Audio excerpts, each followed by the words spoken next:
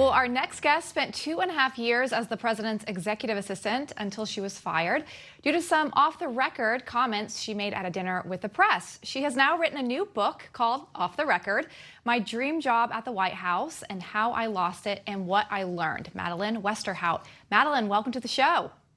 Thank you, Lindsay. Thanks for having me.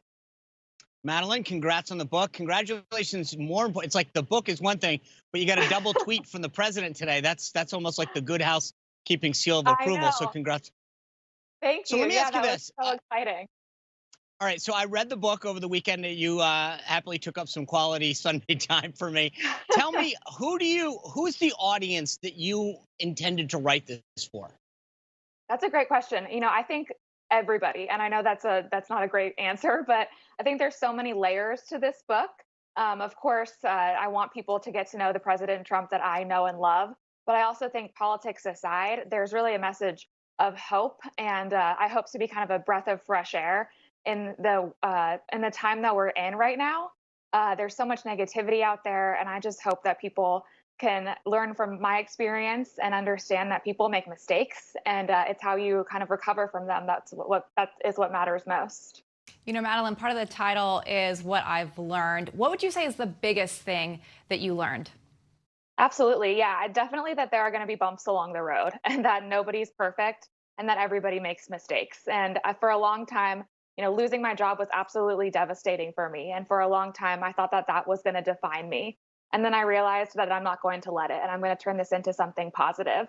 But also away from the White House, I was able to kind of reflect on everything that I learned and all the experiences that I had. So, Madeleine, interestingly, in the book, you reveal that you didn't vote for the president. You wrote in another Republican's name. Number Yes. one, will you tell me who that is? Number two, you said something in the book you write. So there it is. I know that he may not like this, but I'm trying to be honest about it. So have you spoken to him since and told him that? And number three, what's the reaction been since then?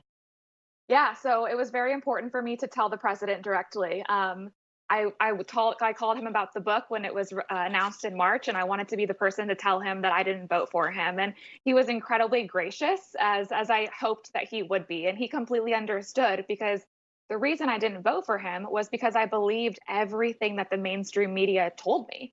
And it wasn't until I got to know him that I realized I had been so very wrong.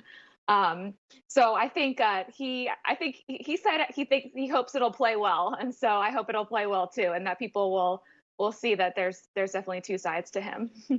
And will you be voting for him this time around? 100%. I cannot wait to cast my vote for him on November 3rd. I will be out there holding signs, knocking on doors, and really looking forward to it. You know, something I thought was interesting that you wrote about in the book a lot, Madeleine, was gender bias.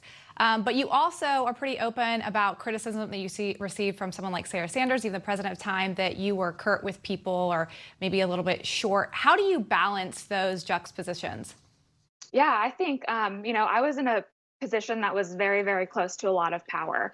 And I got wrapped up in that. And that is something that I was able to reflect on once I left. And, one time I write about in the book, one time the president actually called me out for how I treated people. And so that is something I will never forget. But he was definitely the first one to call people out if they weren't treating others with respect and kindness. And so looking back, I think I would do some things differently. But I had one job, which was to protect the president. And now I know that I could have done that with a little bit more kindness and graciousness.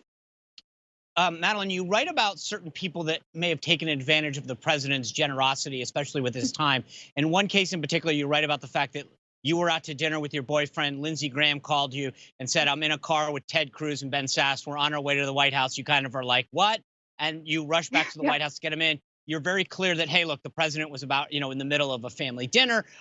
You definitely intimate that Lindsey Graham took advantage of the president's kindness. Who else took advantage of the president's kindness like that? Um, I think one of the things that people don't realize about the president is how gracious he actually is. And so he says to people all the time on the phone, come see me, come to the Oval Office. And there are some people that understand that that's just kind of a nicety. And then there are some people that definitely take advantage of that invitation and are showing up over and over and over again. But I won't go into specifics of who exactly I'm talking about. I'll leave that to the reader to guess. But well, okay, so as a reader, I walked away thinking to myself, Lindsey Graham definitely took advantage of the situation. Is that an accurate read? Because you write about one instance in which they have a conversation. The next thing you know, Lindsey Graham's staff is calling you saying, "Hey, we're playing golf with the president," and you were like, "That's not how the conversation went." Do you think that Lindsey Graham definitely took advantage of the president's kindness and generosity when it came to offers and opportunities like that? I do. Yeah, that's what I saw. I think Lindsey Graham is an incredible supporter of the president.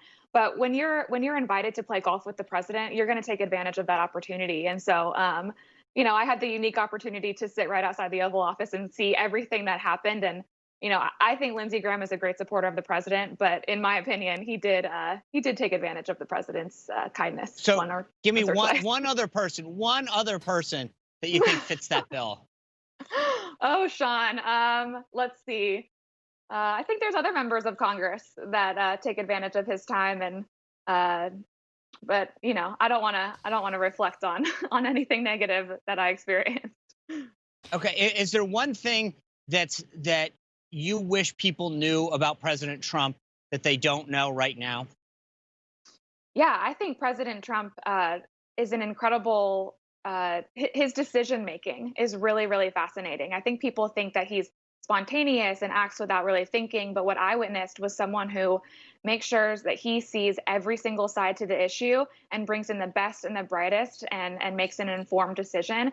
And so watching his decision making skills was absolutely fascinating. And so I believe the American people should feel at ease knowing that he is our commander in chief.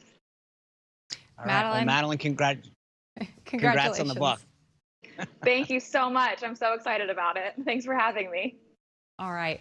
Well, Sean and I'll be right back with our take on some of today's top stories. Stay with us.